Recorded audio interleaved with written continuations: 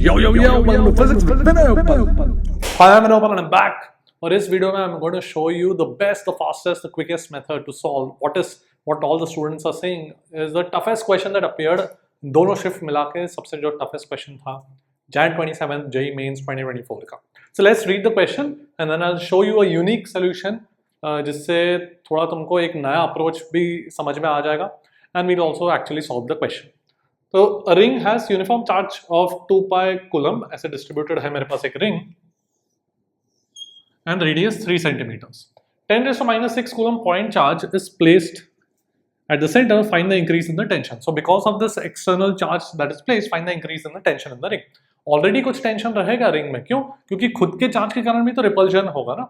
To counter that repulsion, there will be some tension already present. But इस extra point charge जो place किया, उसके कारण कितना tension increase होगा? That is what is being asked in the question. Alright.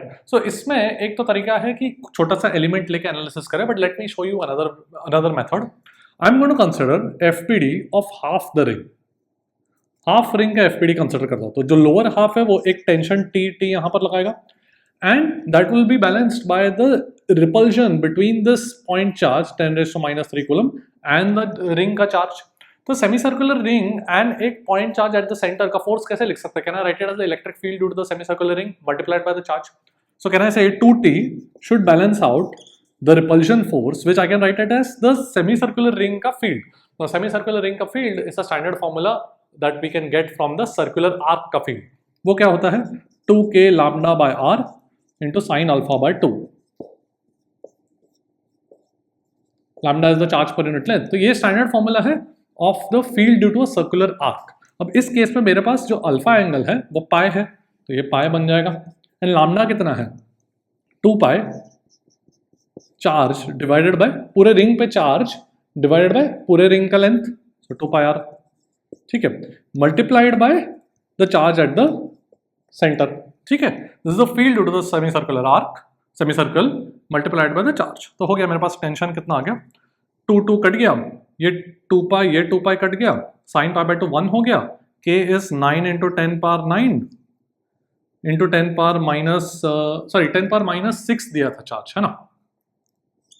Charge is 10 power minus 6, 10 power minus 6 divide by r square. Radius 3 centimetre मतलब हो जाएगा 9 into 10 power minus 4. तो ये बन जाएगा 10 power minus 7. ठीक है, सो ये extra tension is generated in the ring. Alright, so just another approach, and you might have seen other solutions as well, which is the standard solution of considering an element and then analyzing the element का FPD. But keep in mind कि you can use this method also, और ये चीज़ actually applicable है बहुत सारे other chapters में भी. This is primarily the method that I teach in my courses. Instead of the elemental analysis, this is usually a better method to do such type of questions. Even in circular motion, surface tension, वैसे chapters में भी ये वाला method use हो जाता है. Alright, that's it for today. I'll see you at the top. Good night.